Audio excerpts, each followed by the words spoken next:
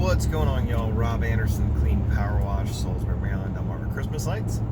Glad we do Christmas lights because it's starting to get cold.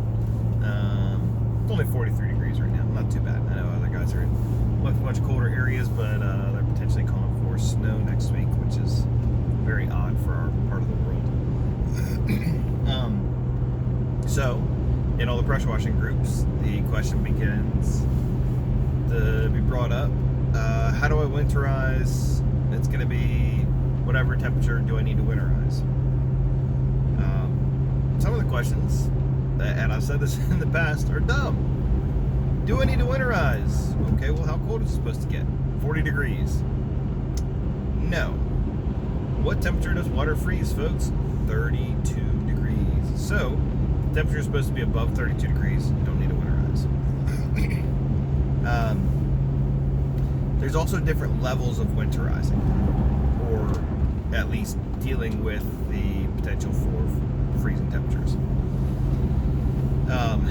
If overnight it's supposed to be 35 degrees or 31 degrees or whatever, depending on where you're at, you know, if your temperatures are actually accurate.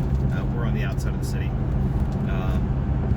So very frequently the forecast will call for temperatures above freezing, and then we'll wake up in the morning and find that it actually went to 29 degrees for a little bit.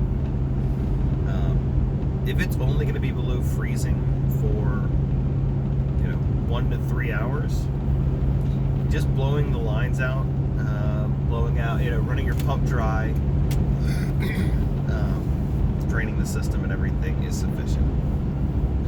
If you've got a box truck, throw a space heater in there, all kinds of stuff. So there's ways to take care of that.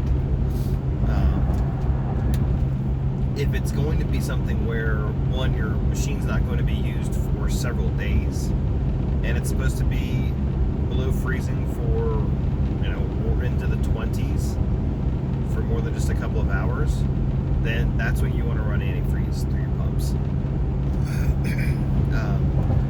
I would disconnect all my hoses and put the open up all your ball valves and everything, so that way if there is any residual water in them, then it'll have a space to expand out to instead of being compressed in that small area.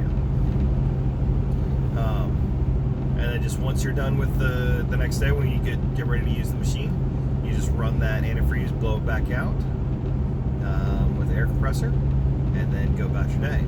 You can use that antifreeze over and over and over again until it gets really, really diluted, and you get too much water in it. Don't let a 2 to 5 gallon thing of antifreeze being cheap on that cause you to destroy a $400 pump.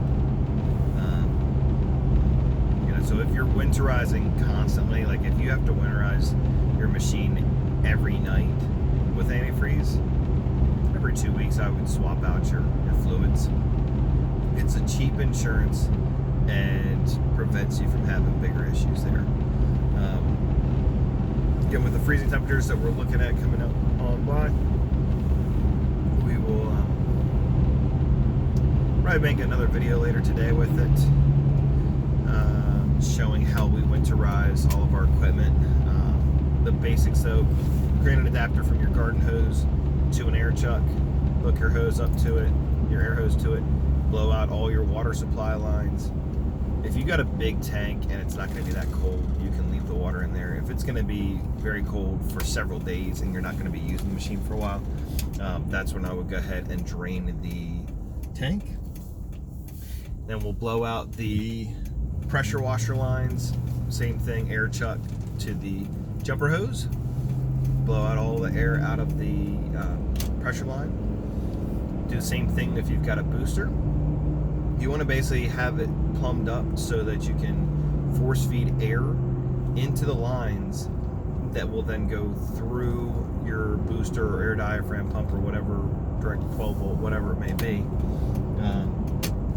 right through there, so that pushes all the solution and water out of there and then out the bucket at the end. If it's going to be a lot of bleach, try and save it, see what you can do with it. Hope that helps, guys. And again, if it's going to be below freezing, that's when you need to winterize. If it's not going below freezing, you don't need to winterize because it's not going to freeze. See ya.